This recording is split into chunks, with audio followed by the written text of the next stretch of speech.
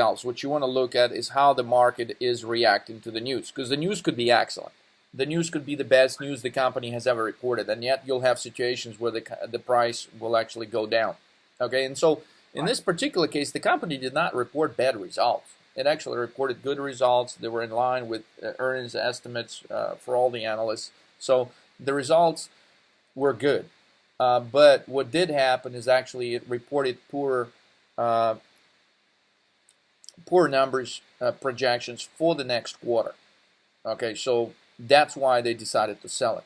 So, and without even knowing that, if I didn't know any of that, right, I would just be looking simply at how okay, so here's the earnings announcement. If I know nothing about what's in the earnings announcement, it would not stop me from making my decision to short the stock, because what I'm seeing is and observing, and this is really the ultimate key of what, as a trader, you should be paying attention to, not as a long-term investor, but as a trader, how the market is reacting to the news. And so in this particular case, their initial reaction was the stock went down, and it went down from 134 to 118, which is a little bit of a shock, because if we look here, right, what we've estimated, if we look at this stock, right, it was trading at all-time high. It just had a very bullish sign, right? What was that bullish sign? It just gapped up, right? It actually went from 130. It opened up at 133 the next day, and it closed at 132. But still, it never closed that gap. That bullish gap is there. As the market continued to go down, this stock actually held up pretty good. It did not fall as much as most of the stock or as the market indexes themselves, and it actually managed to reach its ultimate high for its history. So, looking at this, there was a lot of bullish signals here that, yeah, they were expecting some good things to happen to this company. So when it just reported average results, they were good results, but they were not fantastic. They were not extraordinary. They were just good results, okay? And so when that happened, in combination with poor projections for next quarter, and it's not that they were poor projections. They were poor projections in relation to what the analyst would hope the company to report in order for the stock price to keep going higher. In other words, we can simply put it that at this point, with the expectations that were built into the stock, it was trading at perfect valuations in everybody's view, and when the report did not state significant improvements over what the analysts were expecting, the stock took a nosedive. So, but without any of this, okay, I guess one of the key takeaways here is that it happened on a very, very huge volume. And the reason we're actually taking a look at the stock, you did lock in a profit. Would you end up? I think you ended up buying them for like $1.50 right here, and you closed them out at like 5.1 somewhere here. Now, remember, throughout the whole day, I kept telling you, hey, I want you to set up your closing order at, because you had the 130 puts. I said, hey, set your closing order out at 10.8. At one point, I think it was even 11.8. Why do you think I would tell you to do that? Because I think the level, the support level is at 118. All right. A lot of times, this is what I have discovered. And you're probably not going to find that information anywhere else, because this is just based on my personal observations. A lot of times, when the stock announces the earnings, it bounces low if it does not have a reversal higher, okay, the next morning, because it could have easily opened up here and they started buying it, and they could have raised the price back to the 134, 136 level here. But, clearly, what we did observe is the stock was hesitating here. And how do we know it was hesitating in this time frame between Thursday night and Friday morning? Why do you think I would call this a hesitation? Because of the resistance level, there's two. All right, but what is the ultimate crucial thing that we always look out for after the market and before the market to try to foresee what is actually ultimately going to be happening, whether the stock's going to move higher or lower? What is the number one key thing that we always want to look at? Volume. Volume. So When it was falling, where's the volume? It's right here, right? So it was falling in a really high volume. Okay, that morning. Which means a lot of people selling, right? Yeah, volume. Yeah, it means a lot of people are getting out. You know, so when you see this, you know, you need to look at what's going on with the price. So if it was going the opposite way, that means a lot of people were buying because they liked what the company reported. So in this case, there were a lot more sellers, in other words, than there were buyers, and that's why the stock dropped. Okay? Right. So what happens in here? Where's the volume here? Yeah, there's no volume. There is no volume. So it goes, the price goes up, but it is not backed up by any volume whatsoever. So when I see that in the morning, that's when I send you the text message and say, hey, we need to short this thing, okay? And so, you know, specifically I said, look, we're going to short it at the market open. All right, so what I saw is there was no volume on the way higher. Another important thing is look, the stock actually gapped down. Right. All right, so write all these things down because the next one, you know, I would like for you to be able to identify all those things and talk about it, so you would know why we're getting in some of these trades and why we're not getting in some of the others and why we're doing it at a certain point and why we're doing it at a certain strike price, because that's ultimately what I want you to understand to be able to put on your own trades, okay? So you see it tries to close the gap, but I know it's not going to close the gap on low volume. So it never closes this gap, the gap down, do you see that? It never closes it.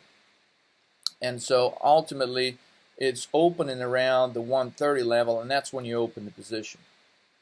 The reason I told you to set up the closeout order, because a lot of times when you see these drops on huge volume after the company announces earnings the night before, if you see them in the morning going up on low volume, then there is a chance that automatically it's going to retest this level. Okay, in this particular case, it did not retest that level. It got into 120.74, looks like it. Okay? Right. And so at that point, we were still looking to, you know, hold on to the position because the price action was going. The volume, again, see the volume in the morning confirmed that it is an absolute sell. Okay?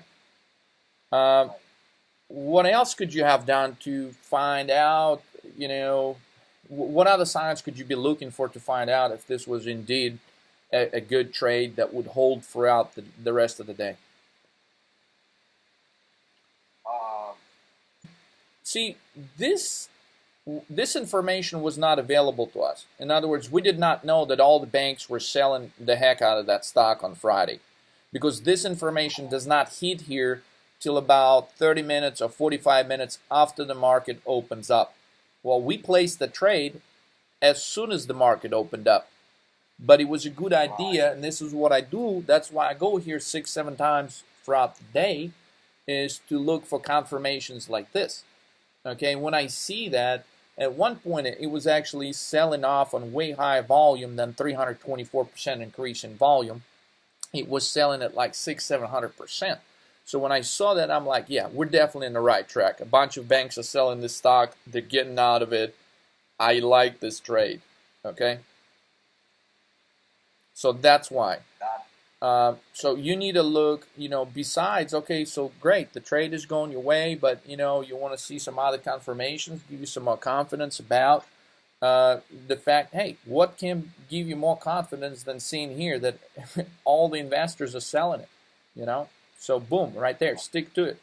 All right, so if we go back here, all right, so we closed out the position for a profit. We didn't close it out at the perfect time, but what do you see? I mean, where would you go with the stock next week? Tell me, what would you be looking? If you're looking to put another trade on the stock, would you be buying calls at this point? Because it did not hit this level right here. It never went to the 118. I mean, where do you stand? You're a trader. Tell me, what would you do if this was the only stock? Let me ask you this. Okay, remember that this was Friday, so the options were expiring Friday, and so the decision to close out that position had to be made on Friday at some point. All right. Right. Now, let's see if this stock actually trades all the features. You can just do the basic ones, but okay, so look what we've discovered. Okay, this does not trade weekly options. So how does this change your perspective if you knew that you would not be buying a weekly option, you can only be buying a monthly option? Okay, what would you do? What would change in your perspective if you now you know you're not closing out the position next Friday? You'd have a chance to hold out for 26 days. Where do you think this stock is going in the next 26 days? Yeah, it's probably gonna go down further, all the way to 114 level. You know, that's another level. I think 114 is the resistance level. Okay, so what is making you feel now all of a sudden? Where's your change? Before you were like, okay, I guess it may go up, it may go down. Now you're like, well, within a month it's going to go down, and you said it with a lot more confidence. What made you do that? Because what I've noticed in the market, when anything goes down, it takes a while for them to get bottom. You know, so if this stock is in a downtrend, it may take a while, like few weeks to go further down, because sometimes it goes down sideways, then they go down sideways. That's how they move. They never go straight down. Okay. If this stock has bad news and it's going to go down, it may take a while to go down. It's just not going to go in 2-3 days all the way to 114. Okay. So, I mean, right. So, in other words, you feel a little bit more comfortable because you feel like you got more time for the stock to actually, take its time and fall to a lower level than 118, because you just mentioned now all of a sudden the 114 level. So now you're thinking, okay, it could actually drop to here, 114, which is supported. If we look at this chart right here, this is about the same level, 114, 113, 114, 114, and this is essentially where it gapped up right here, see, from 110 and gapped up to 114, and it pretty much maintained. It never really, well, it looks like it did close. No, it didn't, because it never got to the 110 here. So it never really closed this gap. Okay? What does this tell you in this chart? What does this represent right here? That's a very bearish sign, I guess, right?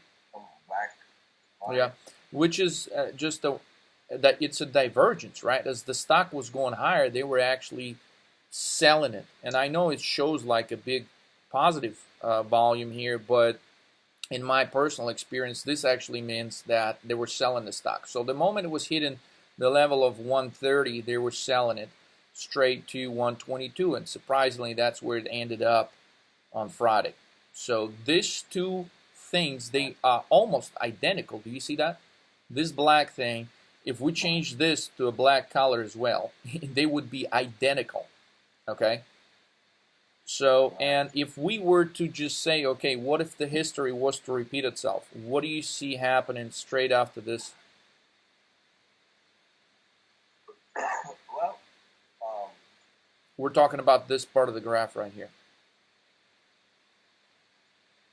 It could go down to 119, Yeah, so immediately after this, it immediately falls again. Now, it does try to go slightly higher the following day, but they drop it immediately, and it goes by another few dollars lower. Okay? So, now let me ask you this. Now, looking at this and knowing the information that you do know now, which it appears like in the past, when it did this, it kept going lower the following day. Knowing that you're looking at the 1 month option, and looking at the longer term chart now, and also knowing that your option is going to be not a weekly option but a monthly option, you're estimating that it has a potential to drop to 114 or its 200-day moving average and possibly stop here. I'm actually thinking that it has a way to finally close its gap right here and maybe move to the 110 area over the course of the month. And I personally don't think it has anything to do with what the market is going to do, because we're dealing with a situation. In other words, this stock was generally holding in its range, where it wasn't dropping as the rest of the market was dropping. And it significantly moved higher than the rest of the market when the market started turning around. So this stock does not, so if the market drops, it doesn't really affect it this much. We don't see it in the past that a sharp market drop did not really impact that stock that much by a couple of dollars. So what we're looking is, we're dealing with a news that are company specific, that are specifically going to impact this stock. And based on the volume, we're really not seeing any signs that the selling is done. And looking at these charts and graphs right here and the levels, there's a definite chance of it hitting 119 on Tuesday, 114 possibly within a week after that, and I think ultimately within a span of 26 days it could go to 110. Now, knowing this information, what level of a strike price would you be interested in placing your position at? What I've learned is to be a little more conservative now. So I'll be probably going to, like right now it's setting at 122.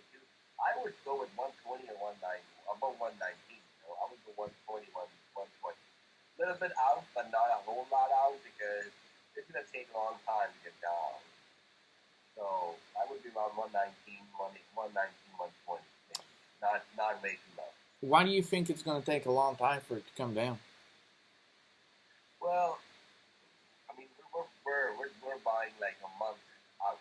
So, right, but we don't have to hold it for a month, right? If the price action happens sooner, I mean, if it falls to 114 by next Friday, would you still hold it?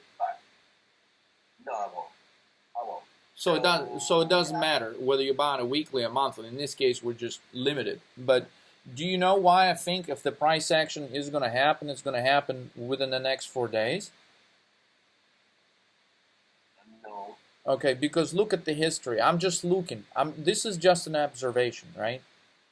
So when it starts going lower, what do you see? It does not just go lower one day. There's another day, and there's another day, and it stalls out, and then it keeps going lower. So between this move from 127 right here, it fell to 112 in a matter of 1, 2, 3, 4, 5. So that would be a week. A week ended up here at 113. So in 1 week, it dropped from 127 to 113.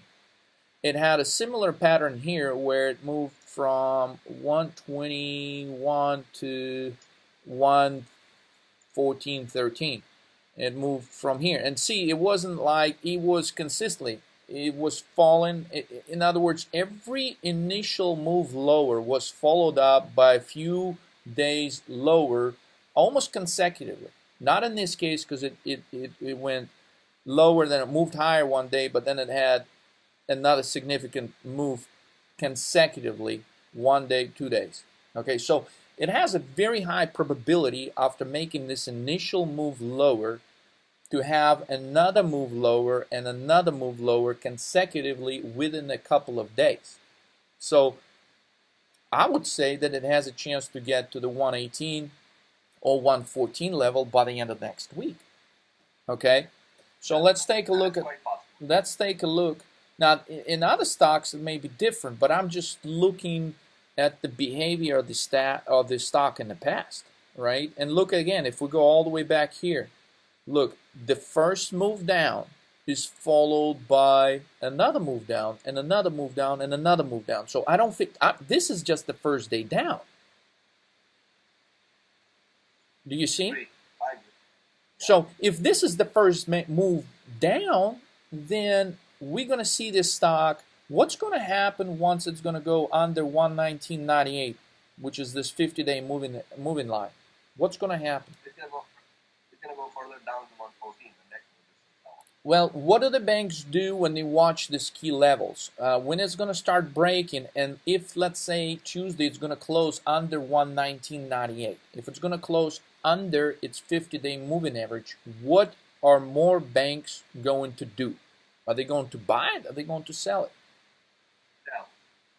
They're going to sell. They're going to continue selling it because now it has a chance to actually hit in the 200-day moving average. Okay? So I wouldn't be surprised if this stock went, within 26 days to 110. I also wouldn't be surprised if it hit 110 by the next by Friday. I would not be surprised at all. And you know what gives that opportunity to happen so quick? Besides the fact that it's been doing this right here, the pattern itself. Guess what gives it away? The sell for 2 to 3 days straight.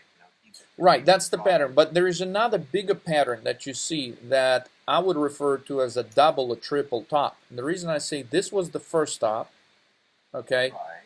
and now ultimately this is the second top, okay. Now the reason I call it the second top, there's actually, we can call these little tops here, which would make it the second top, the third top, and the fourth top. And so it tried now literally 4 times to break higher, and it hasn't been able to do that. So at this point, a major retracement back is more likely, in my view. Okay, now I could be wrong, but I mean that's what I'm seeing. So the first stop, if we're to look here, had a RSI strength of 70. The second time, it didn't quite get there, so we're not going to measure that. The third time, it actually had an RSI of 70. And now, look, the stock actually moved higher. It actually went $4 higher than was the top level right here. Now, where was the RSI? It did not go higher. It was still at 70. So the stock moved higher, but the relative strength index did not go higher. So, in other words, it was supposed to go maybe right here to 74, 75, 78. Do you see what I'm saying? Yeah.